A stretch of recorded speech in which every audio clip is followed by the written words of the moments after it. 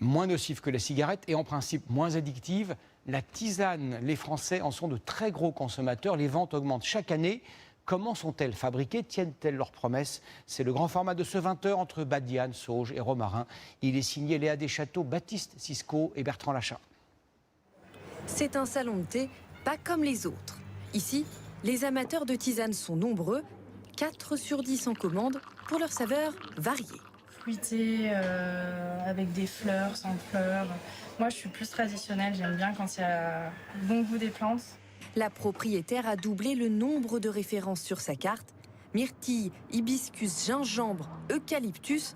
Elle mise sur des recettes originales comme cette spécialité à base d'écorce de cacao et de sarrasin. Quand on a ouvert il y a quelques années, les gens partaient surtout sur des références de thé plus classiques. Et puis avec le temps, on a vu l'engouement pour les tisanes, la possibilité de les consommer tout au long de la journée. Ça permet de ne pas boire que du thé ou du café toute la journée qui peuvent être excitants. Et oui, à la différence du thé et du café, la tisane n'empêche pas de dormir. Une qualité qui séduit de plus en plus, jusqu'au rayon de nos supermarchés où elle gagne du terrain. L'offre s'est renforcée. En 5 ans, les ventes ont augmenté de 27%. Je prends nuit calme. Je ne sais pas si je dors plus ou pas, j'en sais rien. Il y a vraiment des choses pour tous les budgets et pour tous les goûts, en fait. Un sachet de camomille de marque distributeur coûte en moyenne 0,04 centimes, contre 20 centimes le sachet pour une tisane de grande marque. Comment expliquer ces écarts de prix? Pour le savoir, nous sommes partis au bord du lac Léman, à Bon-en-Chablais, chez ce fabricant français haut de gamme. Donc là, aujourd'hui, on a du fenouil français, on a du thym, et puis derrière nous, juste à l'opposé, nous avons la menthe poivrée. Ici, les plantes sont stockées avant d'être coupées, tamisées et nettoyées. Il y aura 25 contrôles tout au long de la fabrication par des machines sophistiquées, mais pas uniquement. On va rechercher les pesticides, alcaloïdes, métaux lourds, par 4 laboratoires différents, indépendants. C'est très surveillé? C'est très très surveillé, oui. La suite, une simple recette de cuisine. Vous avez de l'anis vert, du fenouil, de la menthe douce.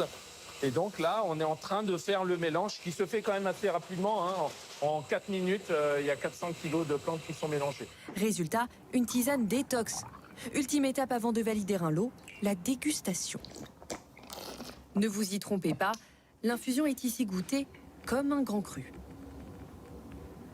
Vu que ce sont des plantes naturelles, qu'on met aucun arôme, on n'a pas moyen de tricher. Donc entre les lots, le goût va varier, mais pour essayer d'avoir quelque chose de toujours homogène, on va goûter. Rajouter un peu plus d'une plante qu'une autre, parce que le goût est essentiel et qu'on rajoute 0 arôme, ni artificiel ni naturel en fait. À en croire la marque, cette exigence gustative, alliée à un strict cahier des charges, justifie le prix de la boîte. Comptez 6 € en moyenne pour 30 sachets. Des tisanes haut de gamme, bien loin de ce qu'on appelait autrefois le pis-mémé. Saveur limitée, les plantes étaient surtout recherchées pour leurs vertus médicinales. Facilement, tous les soirs j'aime la camomille. Ça me fait digérer, ça me fait dormir. Alors l'aubier de tilleul, c'est pour le foie, les reins et la vésicule. Aujourd'hui, sur chaque boîte, c'est tout un programme. Et on vous promet monts et merveilles, détox, brûle-graisse, élimination. Qu'en est-il vraiment ? C'est des promesses qui laissent croire aux consommateurs et consommatrices que les effets de ces plantes sont réels pour la santé. En réalité, on le voit, il faut les consommer à très grande dose. Réel bienfait ou simple verre d'eau chaude aromatisée, 2000 tisanes sont étudiées en ce moment par la Commission européenne pour valider ou non leurs allégations santé.